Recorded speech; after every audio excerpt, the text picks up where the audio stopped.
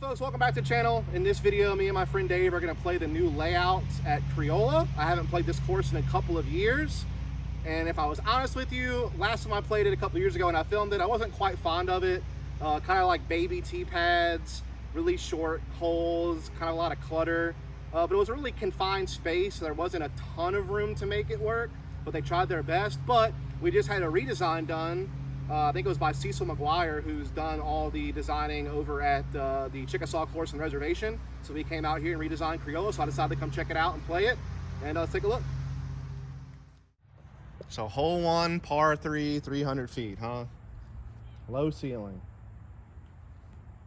I mean, that's real low. You know what this looks like to me? It's like a nice juicy par.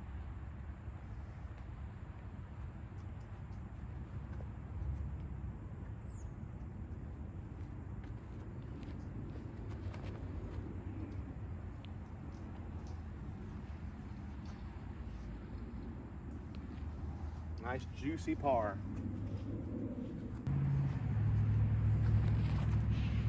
That's good.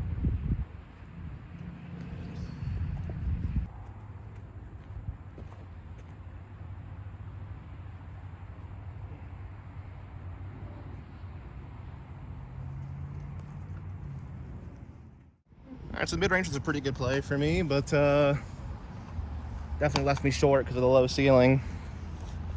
I had to stay under, so probably like 60 short, 50 short.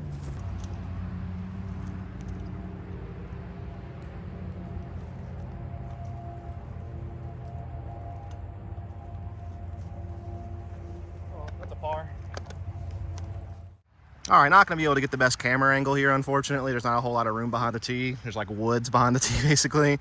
But this is hole 2. It's just under 500 feet. It's a par 4. It's dead straight ahead.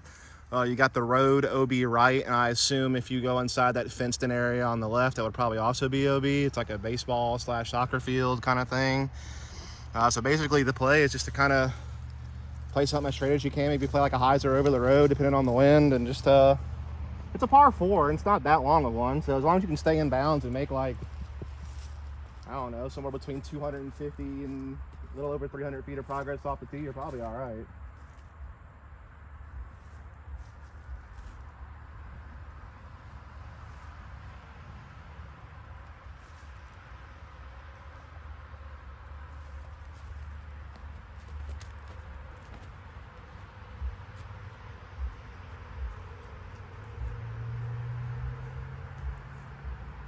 I don't like that. No, you're good. I promise you. I mean, yeah, it's like a little backhand chip hyzer, I guess, from there for.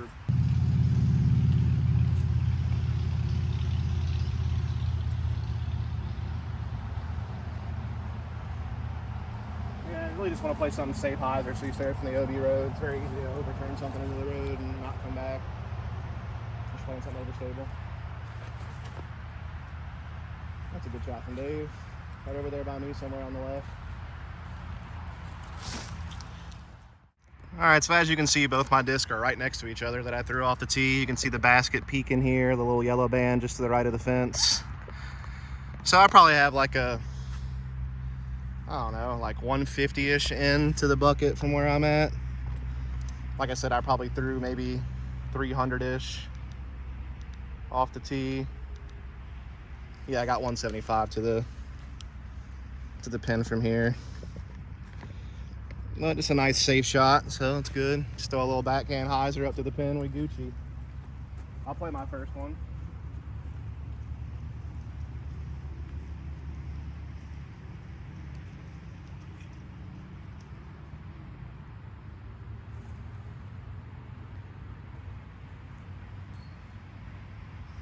That's pretty much parked for birdie. The next tee is right here next to where my shots were, so kind of have to backtrack a little bit for the next tee.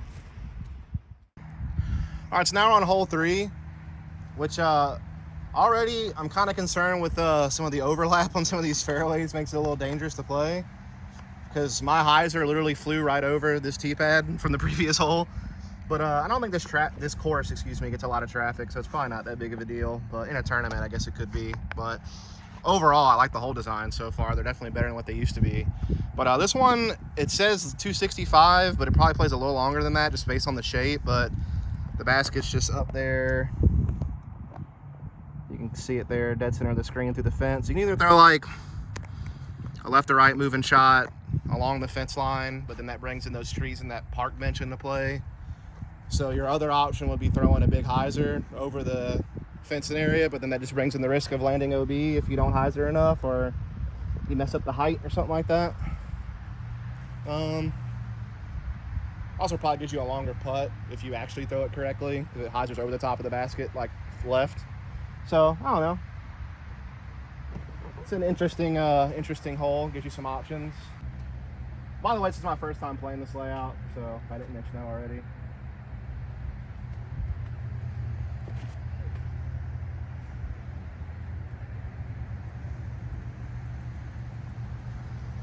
Maybe that's the play. I don't know. That's a good play there. I just think that brings that bench and stuff into play. So here's the felon forehand I threw, which is pretty good. I came up short of that bench and skipped right and put myself in a spot to kind of putt for birdie. I'd like to push it a little more forward, but if I would have pushed it more forward, I might have brought those trees into play. So hard to say.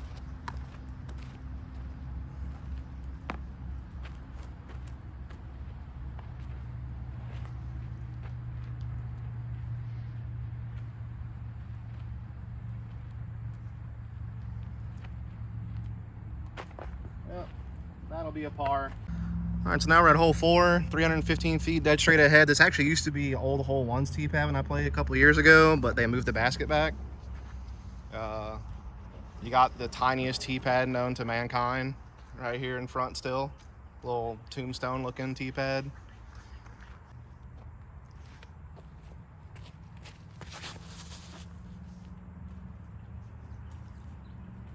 A little more clip on would be good. So on the 315 foot hole, I made it pin high, but it was left, just had too much fade on the shot. It's kind of an awkward tee pad and just low ceiling-ish thing, but not bad. See if we can jam it long one.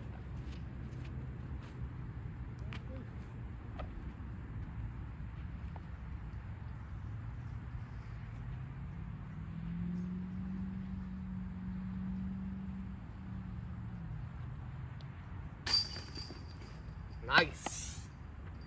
2 down through 4. Don't know that's a putt I would hit consistently though. That's kind of lucky.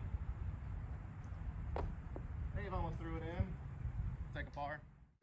All right, we're at hole 5, 290. Basket's under the trees to the left a little bit. You can see it there, kind of over the top of the blue stake right there. Similar to one of the older holes that used to exist on this course, but it's not quite as far of a shot as it used to be. Basket's not as deep in the woods. Still requires kind of like a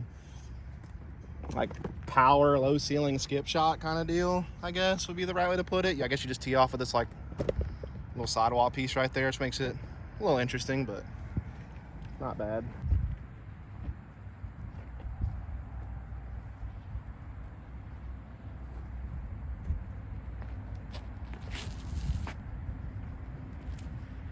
I flipped so much. Headwind out there? Left to right maybe? That was my moonshine boatman. It's pretty stable usually. He flipped up.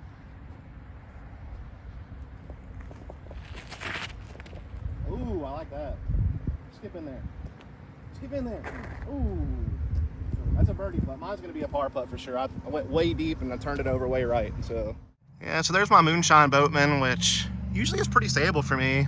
Kind of like a Wraith type disc if you're not familiar with West Side Boatman. And it's in glow plastic, which makes it usually even a tick more stable than that, but wound up throwing it too straight. It turned over, maybe a little left to right or a headwind, and kind of blew it over. So this would just be a layup for par for me. Dave able to get the birdie though, so good driving putt from him.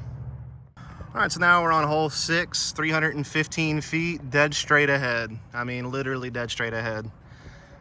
Pretty wide open space, so you can go forehand or backhand.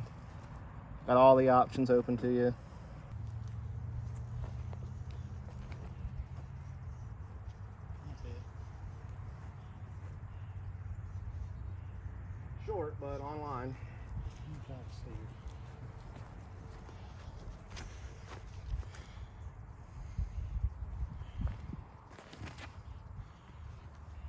See her on hyzer.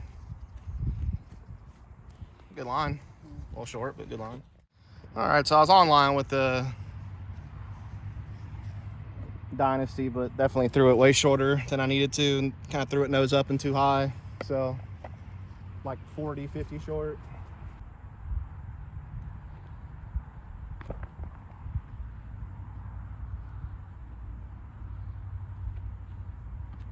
That'll be another par.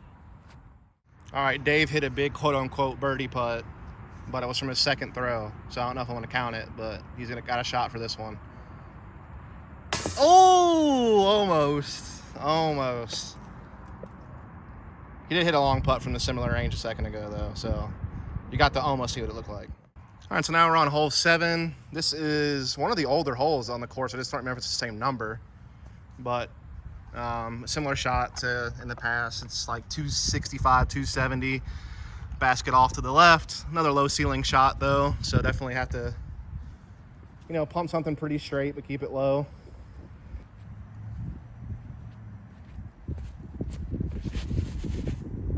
Over straight there. Well then.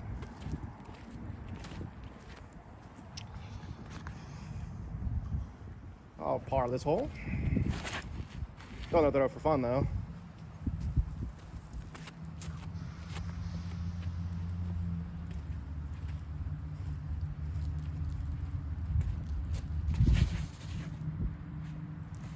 Not enough height on that. It slid up there to circle on that, actually.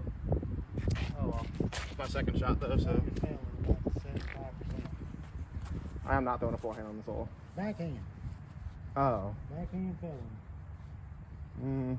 Rather throw the Explorer. Like the overstable one.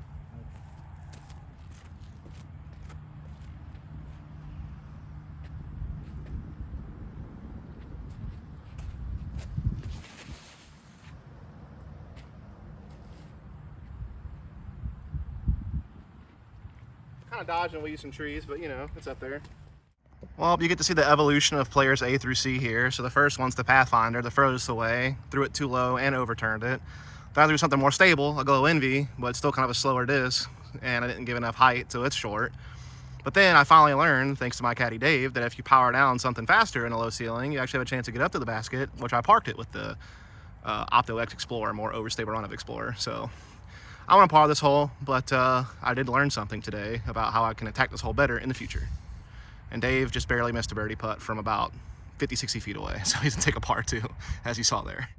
All right, hole 8, dead straight ahead, 225-ish feet. Left side's definitely the more open side as far as like the bigger initial gap, but the right-hand side is not terrible, but you're basically throwing into hole 7's fairway. So again, the crisscrossing fairways on this course kind of make me iffy about it. Again, though, I don't think there's a ton of traffic here, so it probably would never matter as long as you're, courteous and paying attention. I don't think it would really impact things, but if you try to throw like a larger scale tournament here, I could definitely see it pose some issues. Anyway, for me, it kind of plays for a forehand out left side, but it's still Dave's box.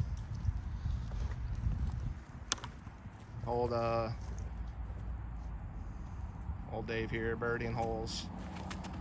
He went the backhand hyzer route, not bad. Oh, ace. Ooh. Looks like another birdie for Dave.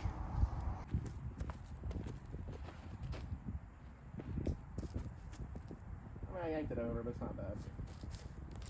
All right, so there's Dave up there, practically parked for birdie. I have a long birdie putt because I shorted my zone pretty bad.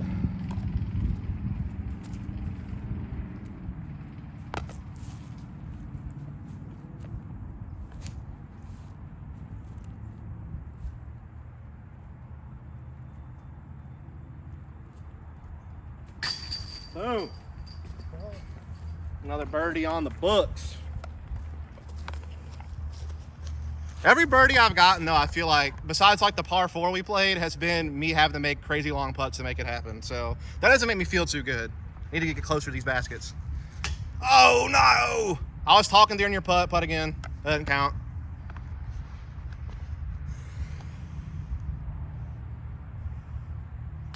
All right, that one does, sorry. All right, so now we made it to the end of the front nine, hole 9. This is about 265, 270-ish. To the right, you can see the basket there. Little skinny trees. So sets up nice for a forehand if you're a right-handed player, lefty hyzer. I will say, from playing this so far, this actually has been one of the more lefty-friendly courses I've seen.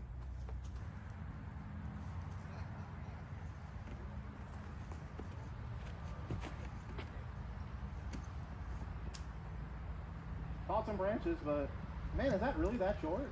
Wow. It's not even that far. It's only 265. How did I do that? Come on, Dustin, you can throw a felon 270.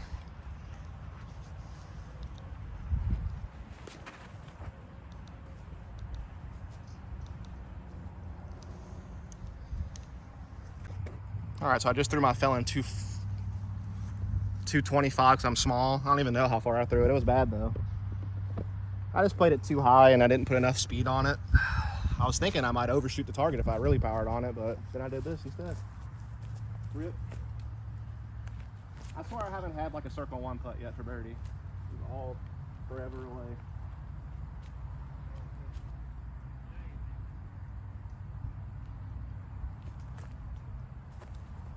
That's a par. Well, Dave tied it up 3 under apiece through 9 and has the box. All right, so now we're at hole 10, 285 to 300 feet, slightly downhill, straight ahead. Definitely more of a backhand hyzer for righties friendly kind of hole, but Dave has the box back. We're both at 3 under. It's getting intense.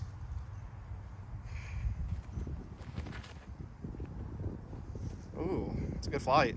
Skip left. Dave is kicking my ass. That is parked. See, Dave played a league out here the day before I recorded this video. What'd you shoot? 1 under? 2 under. So Dave's out for revenge, and I'm out here learning the course for the first time. So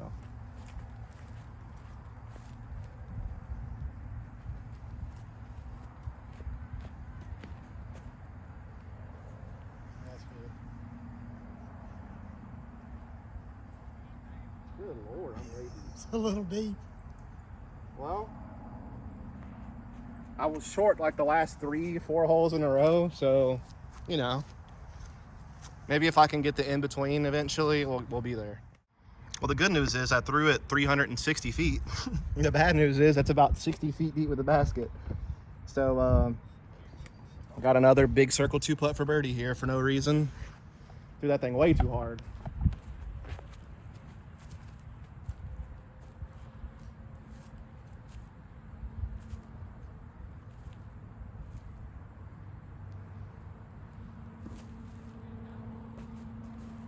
That's going to be a par, and Dave is literally under the basket. So he's going to go to 4 under. I'm going to stay at 3 under. He's going to keep the box. Rub it in. All right, so now we're on hole 11. Basket's 300-ish feet. 305 to the left there. So just kind of a backhand hyzer play for a righty. Just a shorter, well, not really shorter, but because it's flat ground instead of downhill, it plays maybe a little longer than the last hole we just played, but a similar line you have to throw.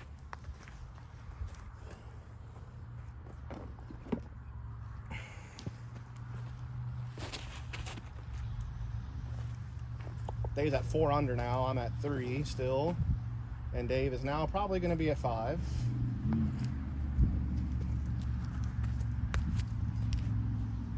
I'm going to use the excuse that it's my first time here, and Dave's got all the wisdom and experience of playing this course one time. What are you doing? Asset. How are you doing? Hold on. Let me cook.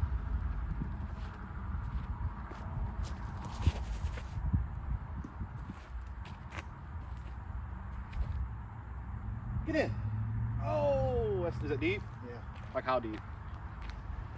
Yeah, that's pretty deep. Oh.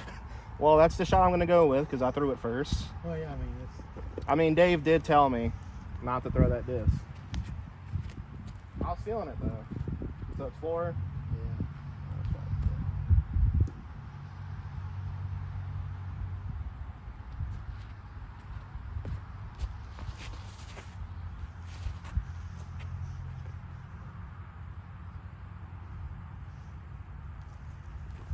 That probably park. About 10 miles. We'll go look at both, but I'll take the first one no matter what. All right, so Dave's parked again, so he's gonna go to 5 under. And I went deep in the basket because I didn't listen to Dave. The Explorer is like pretty much parked. You can kind of see it on the edge of that tree. So that's like a 10, 15 footer for birdie. This is more of like a 25-ish footer.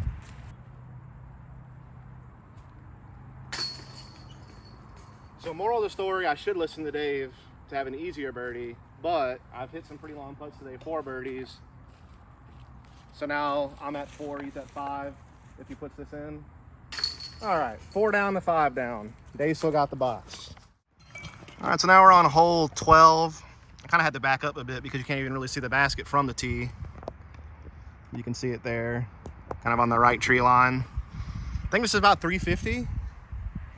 So definitely a longer shot. And it's a left to right moving shot. So you either need a big lefty backhand hyzer, a big forehand, or a big turnover. You got a little bit more still on the work with on this hole than some of the other ones, but it's still pretty far. Still pretty far. They still got the box. He still got me by 1. 350 ain't no slouch of a hole though.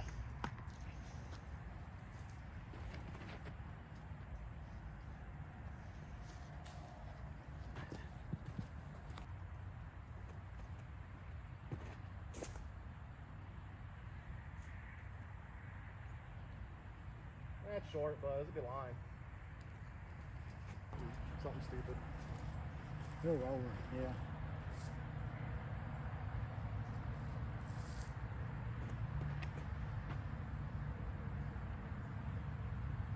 That might not be stupid. No, that's really good. I think I want to patch the basket right. Yeah, I think so. All right, Dave's got to put his scrambling shoes on here. Try to get up and down for par.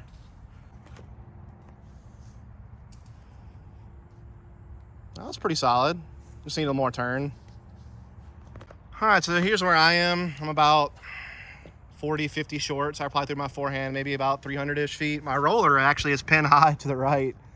You can't really see the disc from the camera, but just know it's like just past these trees, pin high. So that was actually pretty good. But that was not my first shot, it was my second. So instead of like a 25-foot putt for birdie from the roller, another one of long putts. I made a few of these today though.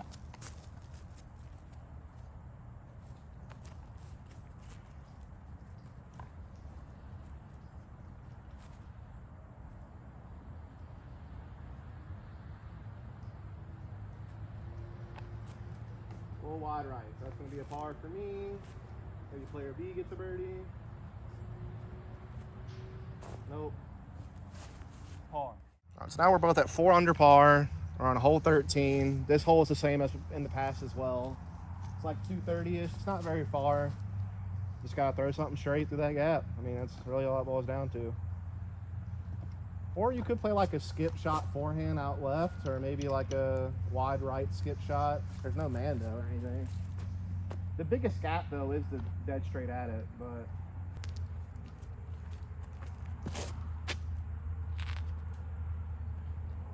didn't really skip it. Just kind of threw an air shot, but it's a decent shot. Probably maybe a birdie putt. Uphill though, so scary. Dave tried to follow my footsteps, just overturned a little bit. All right, Dave parked his up shot for par, so he'll stay at 4 under. I have this look for 5 under.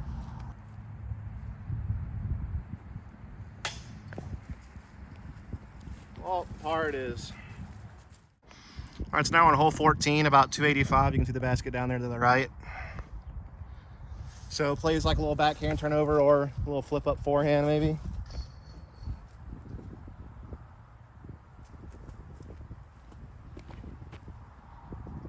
Flip it up enough. It's gonna be a long birdie putt. It's a great shape for Dave. Oh baby, that's parked. That's parked. Dave just too good, man. Dave's just too good. Well, keeping with the long putting theme, did not turn my forehand at all, so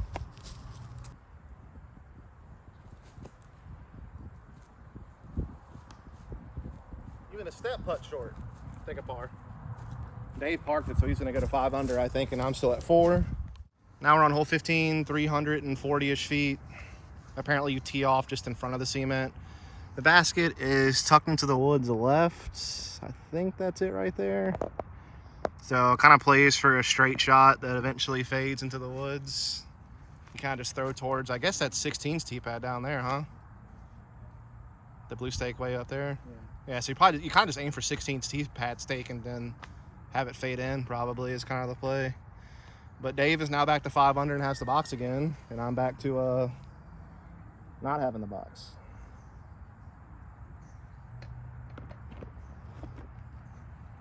.340. That's a ways.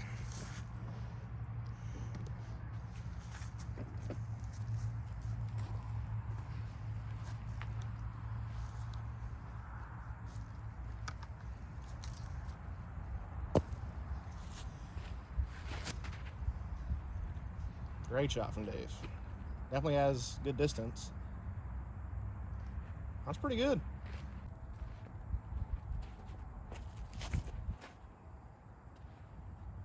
Right into the limbs.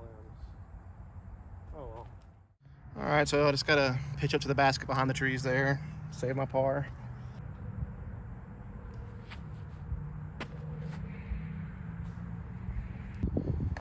Trying to give it a chance. Oh! Easy par, and he gave it a chance, like a little kind of almost grenade-like toss in. So, pars to be had.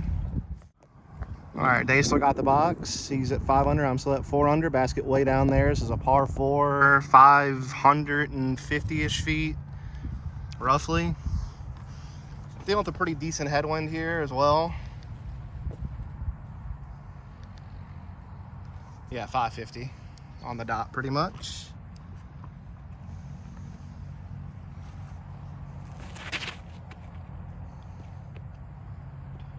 I don't think there's any OB on this hole, right?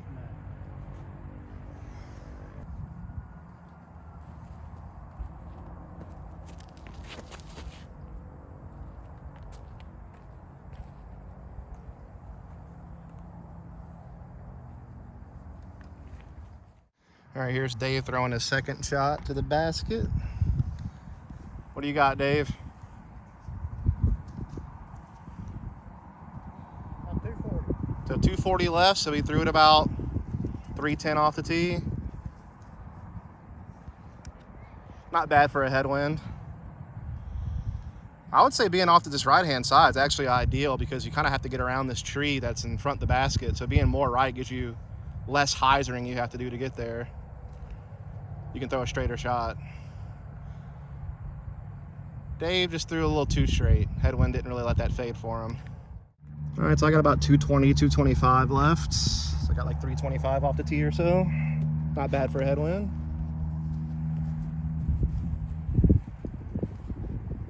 I'm trying to smooth this envy on hyzer into the basket.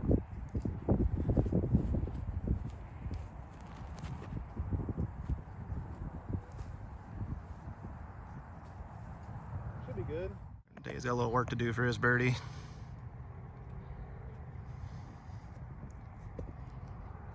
Almost.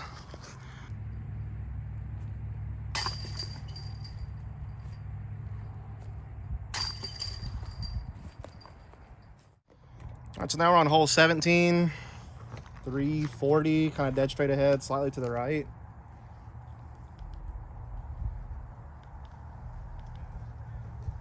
Yeah, right about 340. It looks closer than that, but I guess not. So another kind of low ceiling shot though, unless you decide to throw like a crazy wide right hyzer, which you could definitely do, like underneath this tree to the right, but that's kind of a par play. If you want to attack this thing for birdie, you probably have to go straight at it. A little bit of a headwind, yeah, same as the last hole we just played.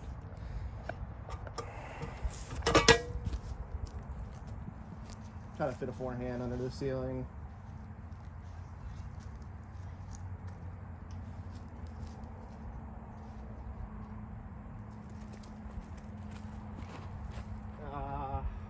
I don't know. That's an easy par though, at least. 340 is kind of a pump for me on a forehand. I need to put a lot more angle on that, like really flex it. Just kind of throw it straight.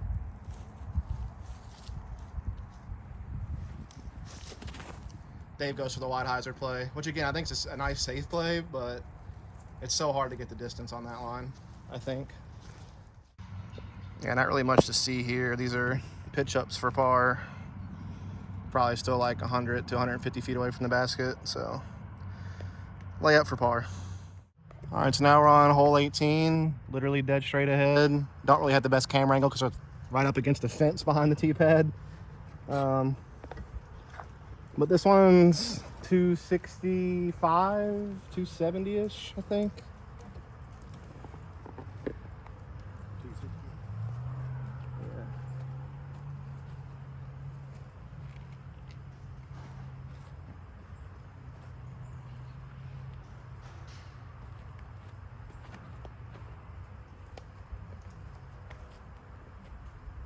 Should be 10 high left.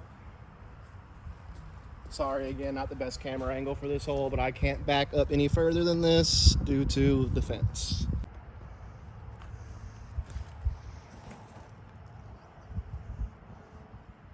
Not bad from Dave. He's got a putt. All right, so these are our final putts on 18. Both have a chance for birdie here. I think we're both at 5, so this would put us both at 6. No. No. No. Choke.